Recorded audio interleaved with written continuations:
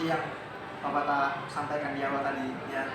Jadi memang ada yang aktif dan ada yang pasif nih. Kemudian tingkat pengetahuan siswa itu berbeda-beda. Ada yang dia itu cepat, ada yang biasa aja, ada yang lambat. Nah ini memang menjadi faktor utama dalam hambatan ketika Pak Mata ngajar di kelas. Nah seperti yang Pak Mata sampaikan tadi di awal, bahwa memang kalau misalkan ada siswa yang dia itu fokus dalam kegiatan KBM sama Pak Mata, fokus dia itu Pak Mata kan sangat support, sangat mendukung karena dia menghargai Pak Mata sebagai seorang guru dan Pak Mata pasti akan menghargai dia lebih seperti itu. Tapi kalau misalnya ada permasalahan siswa ini, mohon maaf kategori lambat ya, biasanya Pak Mata itu akan melakukan pendekatan secara personal. Nah di sisi lain Pak Mata biasanya itu akan membagi kelompok ya, itu akan rata. Ada yang pintar ya, dia akan bergabung dengan yang kurang seperti itu. Jadi dia itu nggak yang pintar kumpul dengan pintar nih gitu loh. Yang lambat kumpul dengan lambat ya nggak akan terjadi sebuah pembelajaran yang bagus dong. Nggak adil rasanya. Maka biasanya kalau misalkan itu dipakai nih kelompok A yang pintar-pintar ya dia bakal ngomong terus, bakal aktif terus, sedangkan yang lain akan kalah. Nah ini salah nih. Makanya di sini Pak Mata biasanya akan melakukan pembelajaran teman sejawat ya, karena teman yang pintar dengan teman yang biasa dan atau yang lambat seperti itu. Dan di kelompok pun ya Pak Mata akan bagi rata, ada yang pintar, ada yang lambat, ada yang sedang, itu akan saya gabungkan. Saya identifikasi berdasarkan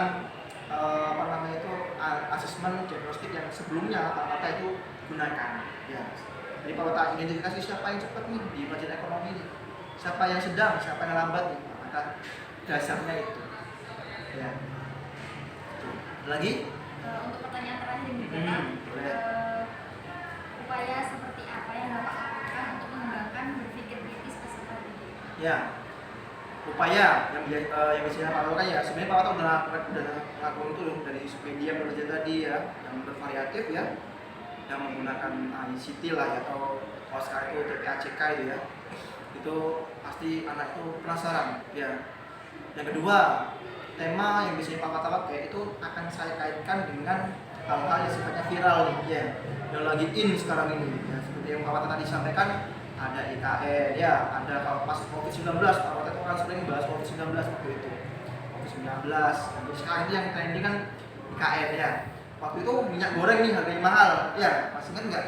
Nah itu Pak Mata bahas minyak goreng itu kenapa harganya mahal? Oh CPO-nya ini diekspor keluar sehingga di dalam negeri terjadi kekurangan nih pasokannya seperti itu. Jadi yang viral-viral itu yang membuat anak itu penasaran, oh ternyata ini loh yang lagi hits sekarang ini ya. Jadi seperti itu. Yang kedua, dan yang ketiga biasanya selain media penjelasan strategi, kemudian materi yang lagi viral ini ya, Pak Mata tadi itu akan mengumpulkan siswa-siswa yang cepat belajarnya dalam proses pengelompokan. Cepat sama sedang sama lambat ini akan jadi satu kelompok dia. Makanya harapannya mungkin kalau Pak Mata yang ngajar sendiri mungkin mereka mau tanya itu malu ya, tapi kalau sama teman-temannya satu kelompoknya dan dia dirasa bisa nih, anaknya pintar nih misalnya dia ada timbul rasa mau bertanya ya, ini gimana sih kamu kan pintar nih gitu ya, karena dia satu kelompok sama yang pintar rata tadi itu. Pak, saya tadi tuh mau tanya, tapi malah lu sama Pak Mata gitu. Nanti takut diketawain sama teman-teman yang lain. Tapi kalau aku tanya sama kamu kan satu kelompok nih, kita nggak sungkan. Nah, itu yang akhirnya yang awalnya dia diem aja, takut untuk bertanya, akhirnya dia mau bertanya sama teman satu kelompoknya. Gitu. Akhirnya timbullah rasa ingin bertanya.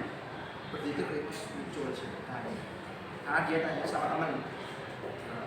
Mungkin kalau yang pintar tadi kan udah biasa dia tanya sama guru kan, udah terbangun rasa percaya dirinya. Tuh. Ada lagi? Udah itu aja ya. Oke.